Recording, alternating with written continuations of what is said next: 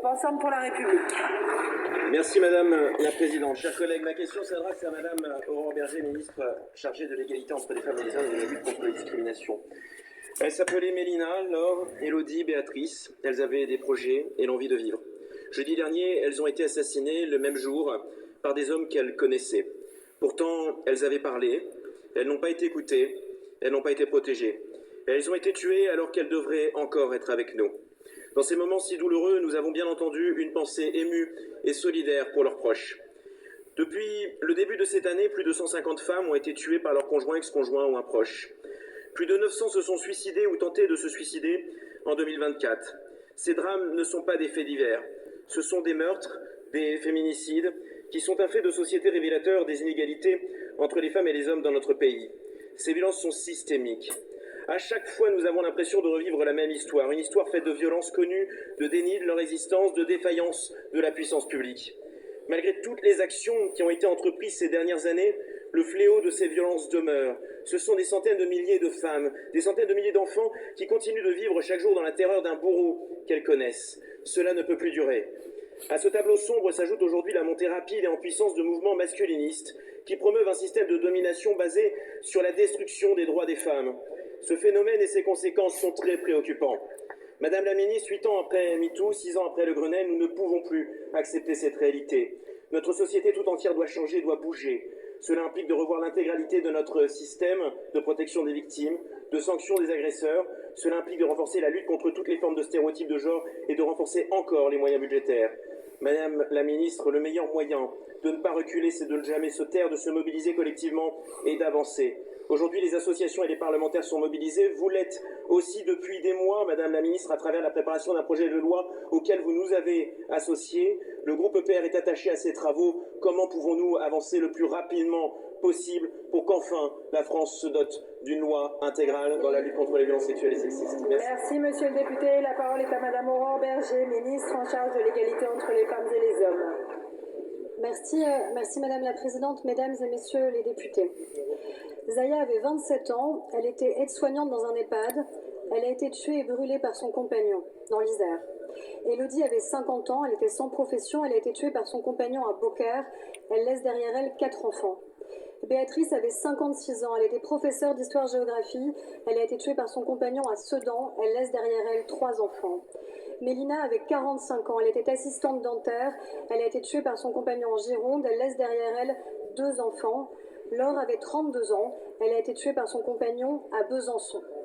Le seul point commun de ces 5 féminicides, c'est que ce sont 5 femmes, et 5 femmes qui ont prononcé 3 mots, « je te quitte ». 3 femmes qui ont décidé de partir, 3 femmes qui ont décidé d'être libres, 3 femmes qui ont fait un choix dans leur vie. Et dans notre pays, les femmes sont libres, libres de faire tous les choix, mais il y a encore dans notre pays en 2025 des hommes pour considérer qu'elles sont donc leur propriété, leurs droits. Et c'est ça que nous devons réussir collectivement à changer. À le changer dans la loi, comme vous l'avez mentionné, avec le travail que nous avons engagé depuis des mois et même depuis des années sur ces bancs ici dans cet hémicycle et également au Sénat. Et je tiens à le dire, sur tous les bancs. Le travail transpartisan que nous avons entrepris, tous les groupes ont accepté d'y participer. Et encore une fois, s'il y a un sujet où nous sommes capables d'arriver à avancer, c'est celui-ci.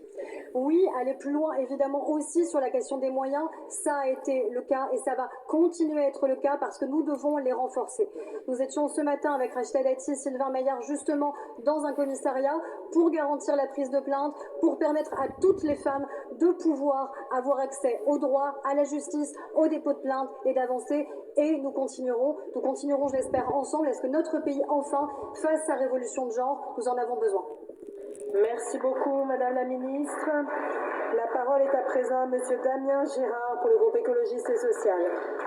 Merci, Madame la Présidente. Ma question s'adresse à Monsieur le ministre de l'Intérieur. Depuis des mois, le groupuscule d'extrême droite, la Digue, brutalise ma circonscription. Après avoir menacé des élus, intimidé une rencontre du planning familial et harcelé des militantes et militants, ils ont dérobé des livres dans une médiathèque de Lanester pour faire une mise en scène d'autodafé nazi sur leur réseau. La semaine dernière, ils ont dégradé une nouvelle fois les abords de l'université Bretagne Sud avec des tags aux références d'extrême droite et des menaces transphobes. La nuit suivante, un nouveau cap a été franchi. Ils ont tabassé des étudiantes et étudiants venus recouvrir des tags. Les membres de la digue, nous les connaissons. Mediapart a révélé qu'ils étaient présents pour accueillir Jordan Bardella à Lorient en janvier 2024 lors d'une rencontre entre le président du Rassemblement national et des pêcheurs lorientais. Je le redis, ici, en costume cravate dans cette assemblée, l'extrême droite insulte, diffame, harcèle, intimide et tabasse dans nos villes et nos campagnes. Depuis sa création, le Front National demeure le parti de la violence et du désordre. J'appelle ici tous les élus à cesser de fermer les yeux sur cette proximité, à cesser de menacer ces actes violents et à ne rien laisser passer. J'appelle aussi tous les élus de droite et du bloc central à faire preuve de responsabilité en mettant à égalité la gauche avec l'extrême droite. Vous êtes complices de sa banalisation. Vous êtes complices de la montée de la violence dans nos villes et dans nos campagnes. Monsieur le ministre, j'ai demandé 3 fois à votre prédécesseur de dissoudre la digue. Je vous l'ai redemandé le 13 octobre et une quarantaine d'élus de Lorient et Lanester se sont joints à moi pour vous redemander une 5e fois la dissolution la semaine dernière. Monsieur Nunez, quand allez-vous enfin dissoudre ce groupuscule nazi? Merci beaucoup, monsieur le député. La parole est à madame Marie-Pierre Védrenne, ministre déléguée auprès du ministre de l'Intérieur. Merci, madame la présidente, mesdames, messieurs les députés, monsieur le député Damien Girard. Merci pour votre question et pour le rappel des faits. Vous le savez, le 20 octobre 2025, le préfet du Morbihan a interdit une manifestation déclarée par le collectif La Digue, prévue le 25 octobre 2025 dans le centre-ville de Lorient. Bien que présentée comme un hommage aux victimes civiles de bombardement de 1942, cette manifestation, comme vous l'avez rappelé pour d'autres faits, apparaissait poursuivre une finalité politique et idéologique, identitaire, s'inscrivant dans la mouvance de l'ultra-droite radicale. L'arrêté d'interdiction se fondait ainsi sur des principes aussi caractérisés de troubles à l'ordre public tenant à la radicalité du collectif. Le préfet avait estimé que l'interdiction constituait une mesure nécessaire, adaptée et proportionnée au regard des circonstances locales, compte tenu des choix des parcours, de la forte fréquentation du samedi après-midi, des périodes de vacances scolaires et de la limitation des moyens disponibles, tant du point de vue des effectifs de police que de cette organisation. Le jour prévu de la marche, aucune mobilisation du collectif n'a eu lieu.